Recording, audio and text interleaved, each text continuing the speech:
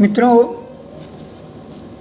ये कन्नौज के लिए भी सौभाग्य है और मेरे लिए भी कि आज 28 सितंबर है और हिंदी के भीष्म पितामह पंडित श्री नारायण चतुर्वेदी जी का 129वां जन्मदिन है। ये संध्या की बेला, उनकी बेला में याद आना स्वाभाविक है। चलिए उनके बारे में थोड़ा सा जो लिखा है हमने उसको मैं आपसे साझा कर रहा हूँ। आशा आप भी उनके महत्वपूर्ण कार्य को जिन्होंने कन्नौज के लिए इतना बड़ा स्वर्ण जयंती अधिवेशन 17-18 अक्टूबर 87 को कराया था, वैसा अधिवेशन उत्तर प्रदेश में क्या पूरे भारत में नहीं हुआ। और हिंदी की जो ज्योति थी 1987 में वो कन्नौज से ही जागृत हुई और उसका श्रेय पंडित श्री नारायण चतुर्वेदी जी को है। इसलिए उनकी याद आना आज स्वाभाविक है। पंडित श्री नारायण चतुर्वेदी श्री चतुर्वेदी द्वारका प्रसाद शर्मा के घर 28 सितंबर 1893 को इटावा में जन्म हुआ। पूरा परिवार खुशी से सराबोर हुआ और पिता को एहसास हुआ कि यह बालक परिवार का नाम सदियों तक चर्चित करेगा। और वही हुआ कि इस बालक ने हिंदी के लिए अपना सर्वस्व लुटा दिया। प्रारंभिक शिक्षा इटावा से आरंभ होकर इलाहाबाद में पूर्ण हुई। 1919 में ट्रेनिंग कॉलेज LT की डिग्री प्राप्त कर 1921 में इलाहाबाद विश्वविद्यालय से इतिहास विषय से परास्नातक की डिग्री प्राप्त की। 1927 में लंदन से टीचर्स डिप्लोमा तथा 1931 में लंदन विश्वविद्यालय के किंग्स कॉलेज से पेडागॉजिकल में MA की डिग्री हासिल किया। सरकारी सेवा के रूप में 1919-21 जमुना मिशन स्कूल में सहायक अध्यापक रहे।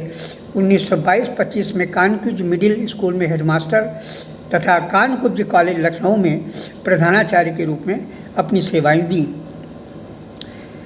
1934 में फैजाबाद में इंस्पेक्टर ऑफ स्कूल रहे।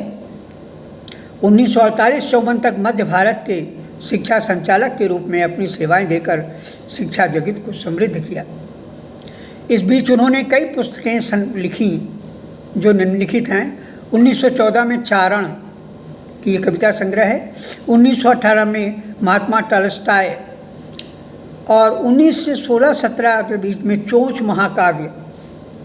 दूसरी कविता मुक्तावली संग्रह, महात्मा सेक्रेटिस असमत का अनुवाद, शासक माकियावेली के दी प्रिंस का अनुवाद। 1934 में उत्तर भारत की ग्राम्य शिक्षा का इतिहास। 1930 में रत्नदीप।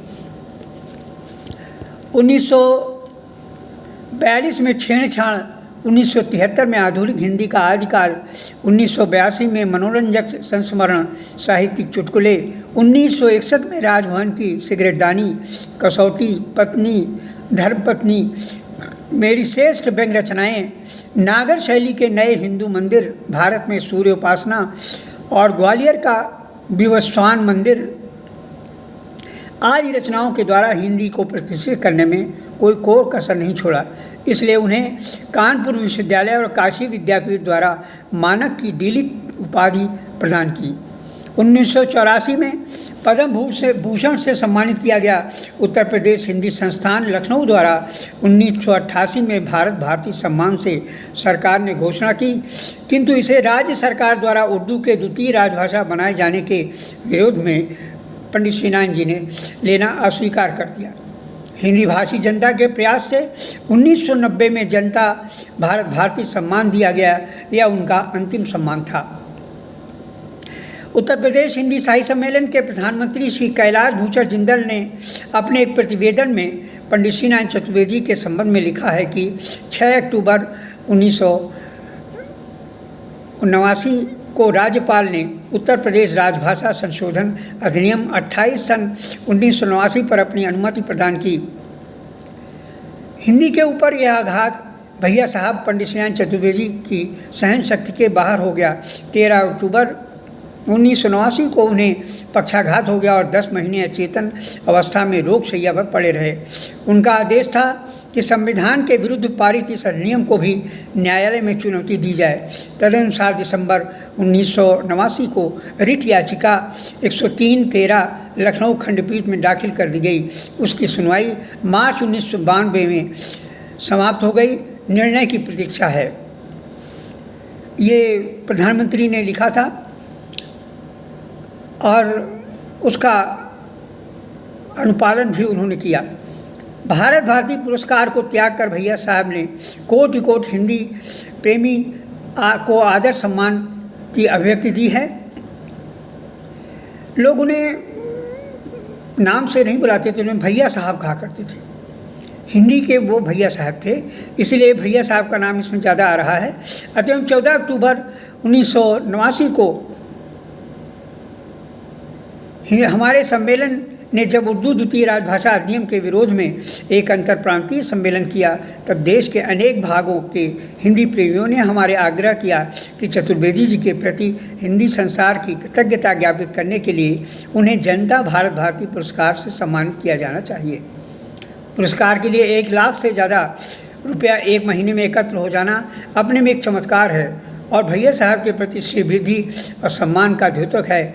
बसंत पंचमी 31 जनवरी 1990 के सारस्वत समारोह में उत्तर प्रदेश हिंदी साहित्य सम्मेलन ने हिंदी प्रेमी जनता की ओर से भैया साहब को 1,11,111 रुपये का जनता भारत भारती भेंट किया। खेद है कि 31 जनवरी 90 के सारस्वत समारोह में भैया साहब नहीं आ सके और उनकी अनुपस्थिति में उनकी ओर से उनके ज्येष्ठ पुत्र डॉक्टर शैलनाथ चतुर्वेदी ने जनता भारत भारती पुरस्कार स्वीकार किया। अपनी 10 महीने की वेदना में भैया साहब जब अर्धचेतना की अवस्था में होते थे तो हिंदी के ही विषय में सोचते बोलते रहते। जब उन्हें बताया गया कि वर्तमान मुख्यमंत्री ने प्रशासन से अंग्रेजी को पूर्णतः बहिष्कृत करने का आदेश दे दिया है, तो उन्होंने श्री मुलायम सिंह यादव को साधुवाद देते हुए एक पत्र लिखा। प्रिय मुलायम सिंह जी, मुझे जानकर अत्यंत हर्ष हुआ है कि आपने आदेश निकालकर प्रदेश के कार्यालयों में हिंदी में काम करने का निर्देश दिया है। मुझे आशा और विश्वास है कि इसका पालन कड़ाई से किया जाएगा। इस प्रकार के आदेश पहले भी किए जा चुके हैं, किंतु उनका पालन नहीं किया गया। पता लगाने की आवश्यकता है कि किन कारणों से ऐसा हुआ और इस बार उन्हें दूर किया जाना चाहिए जिससे वे फिर उपस्थित न हो सकें। यह आवश्यक है कि आपके निर्देश का पूर्णतया पालन किया जाए। यह भी पता लगाए रहना चाहिए कि उनका कितने प्रतिशत पालन हुआ। वरिष्ठ अधिकारियों की चरित्र पंजिका में इसका उल्लेख करना चाहिए। इस महत्वपूर्ण आदेश का पालन न करना किसी भी अधिकारी या कर्मचारी के लिए गंभीर और प्रशासनीय अनियमितता समझी जाए और उसके लिए दंड निर्धारित किया जाए। इससे सभी कर्मचारी को ज्ञात हो जाएगा कि इस अपराध के लिए यह दंड निर्धारित किया गया है और वह किसी भी हालत में क्षमा नहीं किया जाएगा। नई सरकार का यह निर्णय ऐतिहासिक और महत्वपूर्ण है, अतएव इसका अधिक प्रसार और प्रचार होना चाहिए।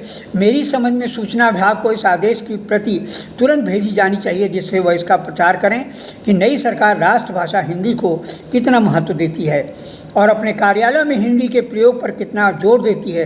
वो अपने छोटे छोटे कार्यालयों से आशा रखती है कि अपने कार्यों में केवल हिंदी का प्रयोग करें, जिससे स्पष्ट होगा कि जनता के कार्यालय हैं जिनसे में उनकी भाषा में काम होता है। इस प्रकार हिंदी के लिए निरंतर जूझते हुए भैया साहब ने 18 अगस्त 1990 को अपनी जीवन लीला समाप्त की और पंचतत्व में विलीन हो गए। डॉक्टर विद्यानिवास मिश्र ने अपनी मिश्र ने कहा कि सरस्वती के संपादक काल में भैया साहब ने न केवल नए लेखकों को प्रतिष्ठा दी, बल्कि जो लेखक नहीं थे उन्हें युद्ध, शिकार, अवसरी जिंदगी, बिहड़ यात्रा, पुराने लोगों के संस्मरण लिपिबद्ध कराए। सरस्वती से कुछ लोगों को शिकायत रहती थी कि समसामयिक रचनात्मक प्रतिभा को अपेक्षित स्थान उसमें नहीं मिलता, पर भैया साहब के लिए सरस्वती एक ख्याति थी। वे सरस्वती को सब तरह से पूरे हिंदी जगत की पत्रिका बनाने के लिए संकल्पबद्ध थे। प्राचीन, नवीन, हिंदी भाषा, अहिंदी भाषी, प्रख्यात, अनाम अनेकों प्रकार के लेखकों के सहयोग से सरस्वती का भंडार भरने के लिए सचेत रहे, जिससे हर आदमी सरस्वती में अपनी सेवा के योगदान का अभियान कर सके। उन्होंने इसे व्यवहारिक पत्रिका नहीं होने दिया। इसी से कदाचित व्यवसायिक बुद्धि वाले प्रकाशकों ने उसे बंद कर देने में अपना हित समझा। सरस्वती का संपादन जिस परिश्रम, मनोयोग और निष्प्रय भाव से उन्होंने किया, वो पत्रकारिता के लिए तो आदर्श है ही, व्यक्तिगत कर्तव्य परायणता और कौशल योग का भी प्रतिमान है। स्वर्ण जयंती अधिवेशन में कार्य करने के दौरान मुझे महसूस हुआ कि पंडित श्रीनारायण चतुर्वेदी अखंड और स्पष्ट वक्ता हैं। हिंदी के लिए कुछ भी करने को तैयार हैं। इसी मनोयोग के कारण बड़े बड़े अधिकारियों तथा मुख्यमंत्रियों से भिड़ना उनके बाएं हाथ का खेल रहा। ये वह बड़े निडर रहे। वो कहते थे कि अंग्रेज़ों से लड़ा तो मुझे राय बहादुर का सम्मान मिला, मुख्यमंत्री से भिड़ा तो मुझे भारत सरकार ने पद्म भूषण दे दिया, और उत्तर प्रदेश हिंदी संस्थान लखनऊ से बहुत अधिक नाराज़ हुआ तो भारत भारती पुरस्कार दे दिया। शिक्षा तथा संस्कृत के योगदान में उन्हें आज भी लोग याद करते हैं। उनके पूरे जीवन का मूल्यांकन करना बहुत कठिन है। कन्नौज के अधिवेशन में उन्होंने जो भी कार्यक्रम बनाया, सब में हिंदी से भी डॉक्टर प्रताप नारायण टंडन को आगे किए रहे और नेपथ्य में वो खुद रहे। मैं थोड़े में जितना समझ सका वही मेरी संस्मरण करने के बहुत है। मैं पंडित श्रीनारायण चतुर्वेदी जी को श्रद्धा से प्रणाम करता हूँ और आशा करता हूँ कि उनकी प्रेरणा से मैं भी हिंदी के लिए कुछ कर सकूँ।